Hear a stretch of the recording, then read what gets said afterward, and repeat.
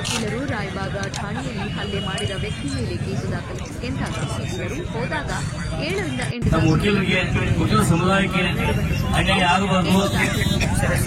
ಯಾಕಂದ್ರೆ ಜನರ ಮಧ್ಯೆ ಇರೋರು ವಕೀಲರು ಯಾರಾದರೂ ತೊಂದರೆ ಆದ್ರೆ ಮೊದಲು ಪತ್ತಿಯಲ್ಲಿ ಬಂದು ನಿಲ್ಲೋರು ವಕೀಲರೇ ಅನ್ಯಾಯ ಆದ್ರೆ ಯಾರ ಹತ್ರ ಹೋಗ್ಬೇಕು, ನಾವು ರಸ್ತೆ ಇರಬೇಕಾಗತ್ತೆ.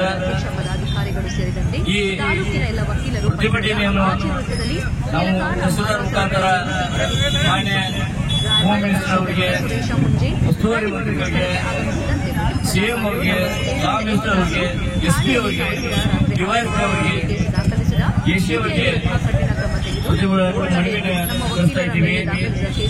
ಈ ಮನವಿಯನ್ನು ಎಲ್ಲರೂ ಸ್ವೀಕಾರ ಮಾಡಿ ನಮಗೆ ಪ್ರತಿಭಟನೆಗೆ ಸಹಕಾರ ಮಾಡಿದಂತ ಎಲ್ಲ ಜನಸಾಮಾನ್ಯರಿಗೂ ನಮಸ್ಕರಿಸುತ್ತಾ ಈ ಪ್ರತಿಭಟನೆಯನ್ನು ಇವತ್ತು ನಾವು ಇಲ್ಲಿ ಮುಕ್ತಾಯ ಮಾಡಿ ನಾಳೆ ವಕೀಲ ಸಂಘದಲ್ಲಿ ಮತ್ತೆ ಈ ಪ್ರತಿಭಟನೆಯನ್ನು ಹಮ್ಮಿಕೊಳ್ಳುತ್ತಿದ್ದೀವಿ. ನಾವು ಎಲ್ಲರೂ ಸಹಕಾರ ಮಾಡಬೇಕಂತೇಳಿ ನಮಗೆ ನ್ಯಾಯ ಸಿಗುವವರಿಗೆ ಈ ಹೋರಾಟನ ನಾವು ನಿರಂತರವಾಗಿ ಮಾಡ್ತೀವಿ ಅಂತ ಹೇಳ್ತಾ, ಅದೇ ರೀತಿಯಾಗಿ ಮಾಧ್ಯಮದವರಿಗೂ ನಮ್ಮ ಪ್ರತಿಭಟನೆ ಕುರಿತು ಬಂದು ನಮ್ಮ ಅಹವಾಲನ್ನು ಸ್ವೀಕರಿಸೋದಕ್ಕೆ ಅವರಿಗೂ ಧನ್ಯವಾದವನ್ನು ಹೇಳ್ತಾ, ಹಿರಿಯ ನ್ಯಾಯವಾದಿಗಳು, ಹಿರಿಯ ನ್ಯಾಯವಾದಿಗಳು, ಜನಸಾಮಾನ್ಯರಿಗೂ ನಮಸ್ಕರಿಸುತ್ತಾ ಎಲ್ಲರಿಗೂ ಧನ್ಯವಾದಗಳನ್ನು ಅರ್ಪಿಸುತ್ತೇವೆ. ಜೈ ಹಿಂದ್. ಇವತ್ತು ನಮ್ಮ ವಕೀಲರ ಸಂಘದ ರಾಯಬಾಗ್ ಪಟ್ಟಣದ ಪ್ರಮುಖ ವೃತ್ತದಲ್ಲಿ ರಾಯಬಾಗ್ ತಾಲೂಕಿನ ವಕೀಲರ ಸಂಘದ ಒಂದು ನೇತೃತ್ವದಲ್ಲಿ ಹಿರಿಯ ನ್ಯಾಯವಾದಿಗಳಾಗಿರ್ತಕ್ಕಂಥ ಶ್ರೀ BS ಪಾಟೀಲ್ ಸರ್ ಅವರಿಗೆ ಅವರ ಮೇಲೆ ಅಟ್ರಾಸಿಟಿ ಕಾಯ್ದೆಯಡಿ ದೂರು ದಾಖಲಾಗಿರುವುದರ ಹಿನ್ನೆಲೆಯಲ್ಲಿ ಅವೆಲ್ಲರೂ ಕೂಡ ಒಕ್ಕೂರಿನಿಂದ ಮನವಿಯನ್ನು ಶಾಂತಿಯಿಂದ ಪ್ರತಿಭಟನೆ ಮಾಡುವುದರ ಮೂಲಕ ಮನವಿಯನ್ನು ಸಲ್ಲಿಸಿದ್ದೀರಿ. ಇಲ್ಲಿಯವರೆಗೆ ನಮ್ಮೆಲ್ಲ ಹಿರಿಯ ವಕೀಲರು ಮತ್ತು ಎಲ್ಲ ವಕೀಲರ ಸನ್ನಿಹಿತರು ಅತ್ಯಂತ ಶಾಂತ ರೀತಿಯಿಂದ ಪ್ರತಿಭಟನೆ ಸಲ್ಲಿಸಿದ್ದಕ್ಕೆ ತಾಲೂಕು ಆಡಳಿತ ವತಿಯಿಂದ ತಮ್ಮೆಲ್ಲರಿಗೆ ನಾನು ಅನಂತ ಧನ್ಯವಾದಗಳನ್ನು ಅರ್ಪಿಸುತ್ತೇನೆ. ಅದೇ ರೀತಿಯಾಗಿ ತಾವು ಇವತ್ತು ಸಲ್ಲಿಸಿರ್ತಕ್ಕಂಥ ಮನವಿಯನ್ನ ನನಗೂ ಕೂಡ ಅಡ್ರೆಸ್ ಮಾಡಿದಿರಿ ಮತ್ತು ಮಾನ್ಯ ಮುಖ್ಯಮಂತ್ರಿಗೂ ಕೂಡ ಅಡ್ರೆಸ್ ಮಾಡಿ ಇವತ್ತು ತಾವು ಮನವಿಯನ್ನು ಸಲ್ಲಿಸ್ತಾ ಇದ್ದೀರಿ.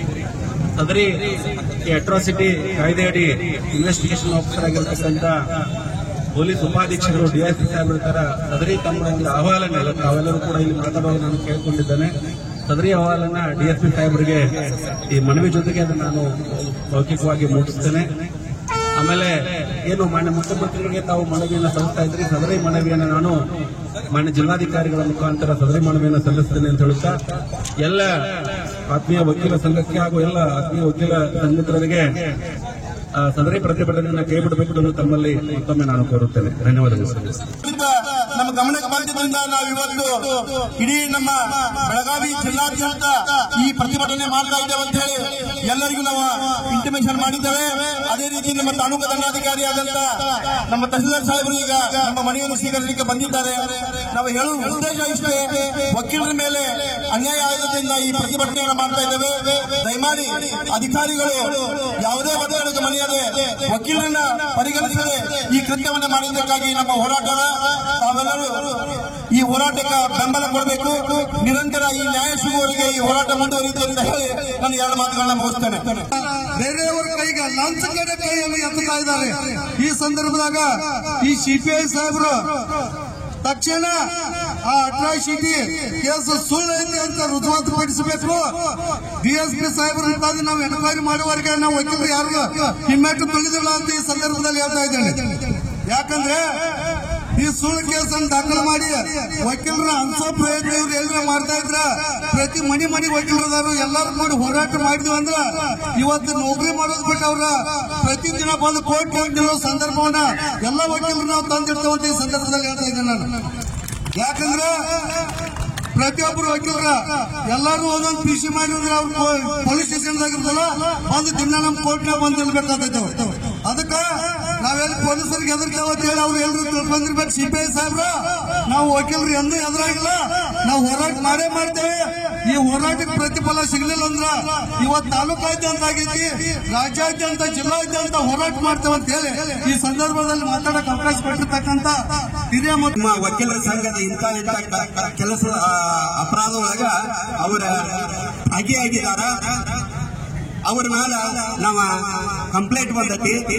ಮತ್ತೆ ನಾವು ಕಂಪ್ಲೇಂಟ್ ತಗೊಳಕತ್ತೇವು ತನಕ ಅವ್ರು ಏನ್ ಮಾಡ್ಬೇಕಂತಂದ್ರೆ ಸಂಬಂಧಪಟ್ಟ ವಕೀಲರ ಸಂಘದ ಅಧ್ಯಕ್ಷರಿಗೆ ಅಥವಾ ಅಧ್ಯಕ್ಷರಿಲ್ಲದೆ ಆ ಸಂಘದ ಪದಾಧಿಕಾರಿಗಳಿಗೆ ಏನ್ ಮಾಡ್ಬೇಕಂತಂದ್ರೆ ಇಂಟಿಮೇಷನ್ ಕೊಡ್ಬೇಕು, ಮಾಹಿತಿಯನ್ನು ಕೊಡಬೇಕು.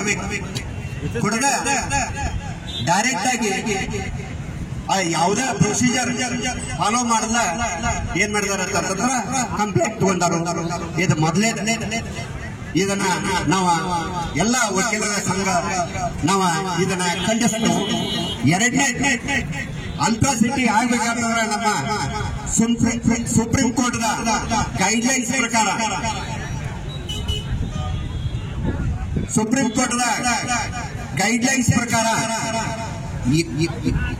ಮೊದಲ ಎನ್ಕ್ವೈರಿ ಮಾಡಲ್ಲ, ಎನ್ಕ್ವೈರಿ ಮಾಡಿ ರಿಜಿಸ್ಟ್ರೇಷನ್ ಮಾಡಬೇಕಾಗುತ್ತೆ. FIR ಯಾವುದೇ ಒಂದು ಅಟ್ರಾಸಿಟಿ ಜಾತಿ ನಿಂದನೆ ಕೇಸ್ ಬಂದಾಗ ಮೊದಲು ಏನ್ ಮಾಡ್ಬೇಕಂತಂದ್ರ ಸಂಬಂಧಪಟ್ಟ ಅಧಿಕಾರಿ ಅದನ್ನ ಎನ್ಕ್ವೈರಿ ಮಾಡ್ಬೇಕು. ಎನ್ಕ್ವೈರಿ ಮಾಡಿ ನಿಜ ಅನಿಸಿತ್ತಂತಂದ್ರೆ ಮಾತ್ರ ರಿಜಿಸ್ಟ್ರೇಷನ್ ಮಾಡ್ಬೇಕಾಗುತ್ತೆ. ಇಲ್ಲಿ ಯಾವುದಕ್ಕೆ ಆಸ್ಪದ ಸಿಕ್ಕಿಲ್ಲ. ತರಾತುರಿಯೊಳಗ ಇವರು ಒಂದು ಕೌಂಟರ್ ಕೊಟ್ರು ಮಾಡಿ ತಮ್ಮ ಕೈ ಎತ್ತಂದ್ರ ಇದ ಅಲ್ಲಿ ಪೋಸ್ಟ್ ಸರಿ ಹೊಂದುವುದಿಲ್ಲ. ಯಾಕಂತಂದ್ರ ನಮ್ಮ ದೇಶದ ಎಲ್ಲಾ ಕಾನೂನುಗಳನ್ನ ಪರಾಮರ್ಶಿಸುವ ಅಧಿಕಾರ ನಮ್ಮ ಸುಪ್ರೀಂ ಕೋರ್ಟ್. ಆ ಸುಪ್ರೀಂ ಕೋರ್ಟ್ ಗೈಡ್ಲೈನ್ಸ್ ಅನ್ನ ಏನ್ ಮಾಡಿದಾರೆ ಅಂತಂದ್ರ ಖಾಲಿ ಕೂರಿ FIR ಮಾಡಿರಂತಂದ್ರ ಇದ ಸುಪ್ರೀಂ ಕೋರ್ಟ್ ಮಾಡಿದಂತ ನಿಂದನೆ ಅಂತಂದ್ರ ನಾವು ಅದಕ್ಕೆ ಆ ಸುಪ್ರೀಂ ಕೋರ್ಟ್ ನಾವು ಎಲ್ಲರೂ ತಿಳಿವಾಗಬೇಕಾಗ್ತೈತಿ. ಪ್ರತಿಯೊಬ್ಬರನ್ನು ತಿಳಿವಾಗಬೇಕಾಗ್ತೈತಿ. ಸುಪ್ರೀಂ ಕೋರ್ಟ್ ಆ ಸುಪ್ರೀಂ ಕೋರ್ಟ್ ಅವಮಾನ ಮಾಡಿರ್ತಂದ್ರ ನಾವು ಅಡ್ವೊಕೇಟ್ ಆಗಿ ಅಥವಾ ಸಾರ್ವಜನಿಕ ಆಗಿ ನಾವು ಎಲ್ಲರೂ ಖಂಡಿಸಬೇಕಾಗಿತ್ತು. ಆ ಖಂಡಿಸೋಸ್ಕರ ನಾವು ಈ ಪ್ರತಿಭಟನೆಯನ್ನ ಮಾತಾಡಬೇಕು ಅಷ್ಟೇ. ವಾತಾವರಣ ಕೆಡಿಸಕ್ ನೋಡಿದ್ರೆ ಇದಕ್ಕಿಂತ ಭಯಂಕರವಾದ ಪ್ರತಿಭಟನೆ ಮಾಡುತ್ತೇವೆ ಅಂತ ಈ ವೇದಿಕೆ ಮುಖಾಂತರ ಹೇಳಿಕೆ ಬಯಸ್ತಾರೆ. ಜೈ ಹಿಂದ್, ಜೈ ಕರ್ನಾಟಕ. ಈ ಪ್ರತಿಭಟನೆ ಕುರಿತು ಹಿರಿಯ ನ್ಯಾಯವಾದಿಗಳಾದಂತ ET ಸರ್ ಅವರು ಮಾತಾಡಬೇಕಂತ ಅವ್ರಿಗೆ ಕೇಳಿಕೊಳ್ಳಿ.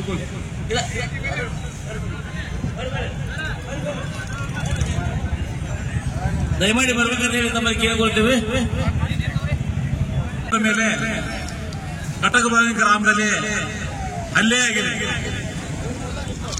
ಆ ಹಲ್ಲೆ ಯಾದದ್ದು CC ಕ್ಯಾಮೆರಾದಲ್ಲಿ ಸೆರೆಯಾಗಿದೆ. ಆ ಹಲ್ಲೆ ಯಾವ ರೀತಿಯ ಇತ್ತಪ್ಪ ಅಂತಂದ್ರೆ ಅವ್ರು ಮುಗಿಸ್ಬೇಕು ಅನ್ನೋ ಲೆಕ್ಕದಾಗ ಯಾರು ಸುಪಾರಿ ಕೊಟ್ಟು ಮುಗಿಸ್ಲಿಕ್ಕೆ ಪ್ರಯತ್ನ ಮಾಡ್ತಿದ್ರು. ಏನೋ ಅವರು ಟೈಮ್ ಸರ ಇಲ್ಲಿ ಸೈಡ್ ಭುಜಕ್ಕ ಆಳವಾದ ಗಾಯ ಆಗ್ಯದ. ಆ ನಿಮಿತ್ತವಾಗಿ ಪೊಲೀಸ್ ಸ್ಟೇಷನ್ಗೆ ಕಂಪ್ಲೇಂಟ್ ಕೊಡ್ಲಿಕ್ಕೆ 4ನೇ ತಾರೀಕ ನಾವು ಒಂದು 25ರಿಂದ 30 ಮಂದಿ ವಕೀಲರು ಹೋಗಿದ್ದೀವಿ. ಆ ಕಂಪ್ಲೇಂಟ್ ಅದ ಯಾವಾಗ ತೋರ್ತಾರಪ್ಪ ಅಂತಂದ್ರೆ ರಾತ್ರಿ 12 ಗಂಟೆ ತೋರ್ತಾರೆ. ನಾವು ಎಷ್ಟು ಗಂಟೆ ಹೋಗಿದ್ವು? 5 ಗಂಟೆ ಹೋಗಿದ್ವಿ. ಇದು ನಮ್ಮ ದುರ್ದೈವ. ಯಾಕಂದ್ರೆ ಎಲ್ಲರೂ ತಿಳ್ಕೋಬೇಕು, ನಮ್ಮ ದೇಶಕ್ಕೆ ಸ್ವಾತಂತ್ರ್ಯ ಯಾರು ಕುಡಿಸಪ್ಪ ಅಂತಂದ್ರೆ ವಕೀಲರು ಕುಡಿಸ್ಯಾರ. ಸಂವಿಧಾನ ಯಾರು ಬರ್ತಾರಪ್ಪ ನಮ್ಮ ದೇಶ ಕಾನೂನು ಯಾರು ಅರ್ಪಿಸಿದಾರ ಅಂದ್ರೆ ವಕೀಲರು ಅರ್ಪಿಸಿದಾರ. ನಮಗ ಡಾಕ್ಟರ್ ಅಂಬೇಡ್ಕರ್ ಸಾಹೇಬ್ರ ಕಲಿಸಿಕೊಟ್ಟ ಮಾರ್ಗದಲ್ಲಿ ನ್ಯಾಯಯುತವಾಗಿ ನಡೀತಾ ಇದ್ದೇವೆ. ಈ ನಮಗ ನ್ಯಾಯ ಸಿಗ್ಲಿಲ್ಲ ಅಂತಂದ್ರೆ ನಾವ್ ಎಲ್ಲಿ ಹೋಗ್ಬೇಕು? ಅವ್ರು ಹೇಳಿಕೊಟ್ಟ ಮಾರ್ಗದಲ್ಲಿ ಅಷ್ಟೇ ನಾವು ಶಿಕ್ಷಣವಾಗಿ ಪಡ್ತೇವೆ. ಡಬಲ್ ಗ್ರಾಜುಯೇಟ್ ಬಂದಿರಲ್ಲ. ಸಂಘಟನೆ ಅದ, ನಮ್ಮ ದೇಶಾದ್ಯಂತ ಸಂಘಟನೆ ಅದ. ಹೋರಾಟ ಮಾಡ್ತೇವೆ. ಅನ್ಯಾಯ ಆದ್ರೆ ಆ ಹೋರಾಟದ ಪ್ರತಿಫಲವನ್ನು ಪಡಿತೀವಿ. ಈಗ CBI ಅವರು ಇವ್ರ ಮೇಲೆ ಯಾವುದೋ ವ್ಯಕ್ತಿಯನ್ನು ಕರೆದುಕೊಂಡು ಬಂದು ಇವ್ರ ಮೇಲೆ ಅಟ್ರಾಸಿಟಿ ಕೇಸ್ ಹಾಕ್ತಾರೆ. ಏನು ವಕೀಲರಿಗೆ ಬೆದರಿಕೆ ಹಾಕುವ ಉದ್ದೇಶದಿಂದ, ಅವ್ರ ತ್ರಾಸ ಕೊಡುವ ಉದ್ದೇಶದಿಂದ ಇಂಥ ಕೇಸುಗಳನ್ನ ಮಾಡುವುದು ಘೋರ ಅನ್ಯಾಯ. ಈ ರೀತಿ ಮಾಡಬಾರ್ದು. ಅಮಾಯಕರ ಮೇಲೆ ಕೇಸ್ ಮಾಡುವುದು ದೊಡ್ಡ ಅನ್ಯಾಯ. ಈ ರೀತಿ ವಕೀಲ ಮೇಲೆ ಅಷ್ಟೇ, ಈ ಅಮಾಯಕರ ಮೇಲೆ ವಿರುದ್ಧ ಕೌಂಟರ್ ಕೇಸ್ ಹಾಕೋದು ಇದೊಂದು ದುರ್ದೈವ ಸಂಗತಿ.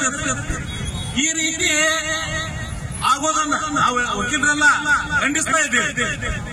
ಇವತ್ತು ನಾವು ಬಾರ್ ಅಸೋಸಿಯೇಷನ್ ಎಲ್ಲ ಮೀಟಿಂಗ್ ಮಾಡಿ ನಮಗೆ ನ್ಯಾಯ ಸಿಗುವವರಿಗೆ ಅನಿರ್ದಿಷ್ಟ ಕಾಲ ಹೋರಾಟ ಮಾಡೋರಿದ್ದೀವಿ. ಈ ಸಿಪಿಐ ಸಾಹೇಬರನ್ನ ಸಸ್ಪೆಂಡ್ ಮಾಡಬೇಕು, ಇಲ್ಲ ಟ್ರಾನ್ಸ್ಫರ್ ಮಾಡಬೇಕು. ಅಲ್ಲಿವರೆಗೆ ನಮ್ಮ ಹೋರಾಟ ನಿಲ್ಲುವುದಿಲ್ಲ. ಯಾಕಂತಂದ್ರೆ ಈಗ ಸಿಪಿಐ ಕರ್ತವ್ಯ ತಂದ್ರೆ ಒಂದು ಕೇಸ್ ಮಾಡ್ಲಿಕ್ಕೆ, ವಕೀಲ ಮೇಲೆ ಕೇಸ್ ಮಾಡ್ಬೇಕಾದ್ರೆ ಅಡ್ವೊಕೇಟ್ ಆಕ್ಟ್ ಪ್ರಕಾರ ಅದು ಮೊದಲ ಅಧ್ಯಕ್ಷರಿಗೆ ತಿಳಿಸಬೇಕಾಗ್ತದೆ. ಅಧ್ಯಕ್ಷರಿಗೆ ಸರಿಯಾಗಿ ಇಂಟಿಮೇಷನ್ ಮಾಡಿಲ್ಲ. ಅಧ್ಯಕ್ಷರಿಗೆ ಹೇಳಿದಾರೆ, ನಮ್ಮ ಸಂಘದಲ್ಲಿ ನಾವು ಇದನ್ನ ಮಾಡ್ತಾ ಇದ್ದೇವ್ರಿ, ಮಾಡ್ಲಿಕ್ಕೆ ಹೋಗ್ಬೇಕಂತ ರಿಕ್ವೆಸ್ಟ್ ಮಾಡ್ಕೊಂಡಾರ. ಈ ರಿಕ್ವೆಸ್ಟ್ ಮಾಡ್ಕೊಂಡು ಅವ್ರು ಕೇಳಬೇಕಾಗಿತ್ತು, ಆದ್ರೆ ಕೇಳಲಿಲ್ಲ. ಇದು ಕೇಳಲಿಲ್ಲ ಅಂದ್ರೆ ಅವರು ಕಾನೂನು ಬಾಹಿರ ಚಟುವಟಿಕೆಯನ್ನು ಆರಂಭಿಸ್ತಾರ ಅಂದಾಗ